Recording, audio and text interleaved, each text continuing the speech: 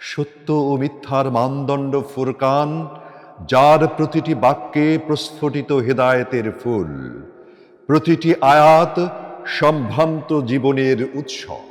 দেখো, এটি তোমার হাতের কাছে, তোমার বুকের কাছে, তোমার দৃষ্টির সীমানায়, তোমার হৃদয়ের সন্নিকটে। তুমি একে গ্রহণ করো, শ্রদ্ধা করো, ভালোবাসো। নিজের হৃদয়কে গলিয়ে দাও কোরআনের জ্যোতির উষ্ণতায়। এমনভাবে পাঠ করো যেন তোমার উপরে নাজিল হচ্ছে পবিত্র কোরআন। হে মানুষ, তুমি তো শান্তির তৃষ্ণায় বেকারার, সুখের আকাঙ্ক্ষায় হনহনন্ত, সামান্য প্রতিষ্ঠার লোভে ক্রমাগত ধাবমান। সেই সুখ, সেই শান্তি, সেই খ্যাতির কুঞ্চিকা লুকায়িত এই মহাগ্রন্থের সিনায়।